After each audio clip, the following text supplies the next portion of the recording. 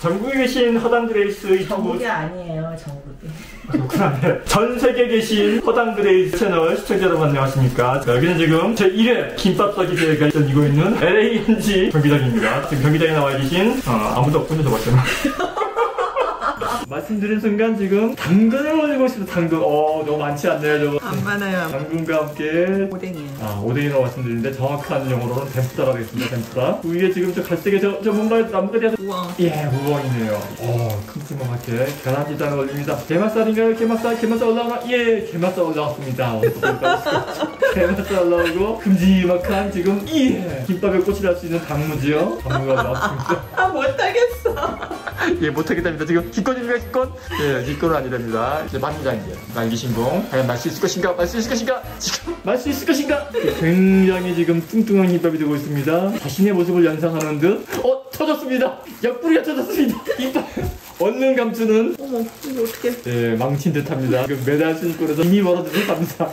안타깝군요. 나는 새엄마다. 아이들이 있는 남편과 재혼했기 때문이다. 보통 서양에서는 사악한 여자 하면 코가 비축 튀어나오고 빗자루를 타고 다니는 마녀를 생각하지만 동양 문화권에서는 주로 계모, 새엄마를 떠올린다. 그래서 난 새엄마라는 호칭을 가지는 것에 대한 두려움이 있는 것 같다. 왠지 모르게 나쁜 여자가 될 것만 같은 불안감 말이다. 난 그리 착한 사람은 아니지만 그렇다고 대놓고 나쁜 여자가 되기는 싫기 때문이다. 남편과 결혼할 당시 남편의 아이들은 한창 사춘기를 지나고 있었다. 결혼 후 나는 아이들에 관한 모든 것이 신경 쓰였다. 아침에 깨울 때도 신경 쓰였고 도시락 반찬 하나에도 신경이 쓰였고 하다못해 내 아이를 부를 때와 남편의 아이들을 부를 때 내 목소리의 톤마저도 신경이 쓰였다. 내가 하는 모든 행동들이 혹시라도 새엄마스럽지는 않을까 매사에 걱정이 되었다. 다른 한편으로 내가 이렇게 불편한 만큼 아이들은 또한 얼마나 나의 눈치를 살폈을까 생각해보면 마음이 아프다. 난 11살 때 미국으로 이민을 왔다. 아버지가 일찍 돌아가시는 바람에 어쩔 수 없이 엄마와 함께 낯선 미국 땅에 와서 할아버지 댁에서 함께 살게 되었다. 아무래도 우리 집이 아니다 보니 엄마는 뭐든지 조심을 시키게 되었고 때문에 난 어려서부터 남의 시선과 눈치를 살피는 습성이 몸에 배인 것 같다. 엄마는 특히 잔소리가 심하셨는데 그 당시 어린 내 생각에는 쓸데없는 일에까지 조심하시고 걱정을 하시는 것 같았다. 난 그게 너무 싫었고 점차 커가면서 엄마와의 갈등도 커져갔다. 돌이켜 생각해보면 난 어릴 적 즐겁고 행복했던 기억이 별로 없다. 그래서인지 몰라도 나의 아이들에게만큼은 좋은 기억을 선물하고 싶은 마음이 언제나 간절했다. 가족과의 신나는 여행의 기억을 만들어주고 싶었고 눈치 보지 않는 풍족한 환경을 만들어주고 싶었다. 그러나 그런 마음이 간절한 만큼 그렇게 해주지 못하는 데에서 오는 좌절감과 고통이 너무나 컸다.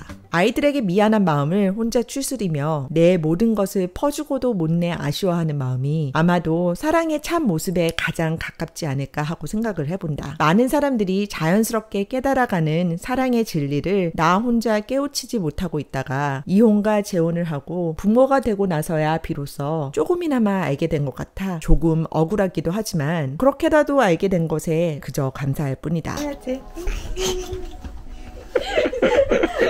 몇 주 전에 기숙사에 있는 둘째 딸이 가족 카톡방에 카톡을 했다. 뜬금없이 김밥이 사무치게 먹고 싶다는 것이다. 딸아이는 친엄마의 얼굴도 본 적이 없다. 딸아이 임신 중에 몸의 종양을 발견했으나 아이 출산 이후로 치료를 미루다가 결국 출산 후 암으로 세상을 떠났기 때문이다. 딸아이에게는 엄마에 대한 사무치는 그리움이 있다. 반면에 어릴 적 엄마와 그리 살갑게 지내지 못했던 나는 새로 생긴 딸에게도 그리 살가운 편이 못 되었다. 잘해주고 싶은데 도무지 어떻게 대해야 할지 나에겐 너무나 어려운 숙제였다. 그렇게 서로에게 활짝 마음을 열지 못했던 딸이 작년에 대학교 기숙사에 들어갔다. 기숙사에 들어간 딸아이가 뜬금없이 엄마가 싸준 김밥이 먹고 싶단다. 반가운 마음에 주말에 시간을 내어 남편과 기숙사 깜짝 방문을 계획했다. 놀라하며 기뻐할 딸아이 생각을 하니 벌써부터 마음이 설레인다.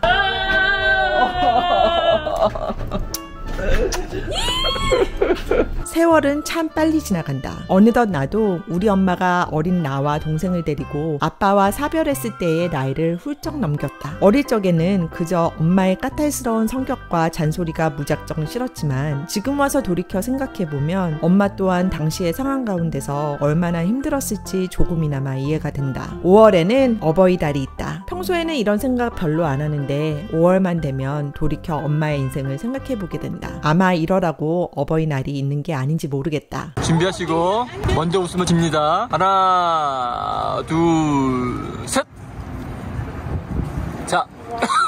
아니, 모든 부모는 자녀를 사랑한다. 그러나 모든 자녀는 그 사랑을 잘 모르는 것 같다. 그러다 정작 자신이 부모가 되고 나면 문득 우리 엄마가 날 키울 때 이런 마음이었겠구나 하는 생각을 하게 된다. 그때야 비로소 부모의 사랑을 조금이나마, 아주 조금이나마 이해하게 되는 것 같다. 결국 사랑이라는 말은 누군가를 직접 사랑해보지 않으면 결코 깨우칠 수 없는 개념인 것 같다. 우리가 말로만 사랑할 수 없는 이유이다. 이번 주 토요일에는 딸에게 엄마 노릇하고 왔고 주일 마더스데이에는 엄마한테 가서 딸 노릇하고 왔다. 조금 손해보는 느낌도 살짝 들었지만 어버이날에 부모 역할이나 자녀 노릇을 적극적으로 해보는 것도 꽤 괜찮은 경험인 것 같다. 부모와 자녀는 결국 하나이기 때문이다. 구독!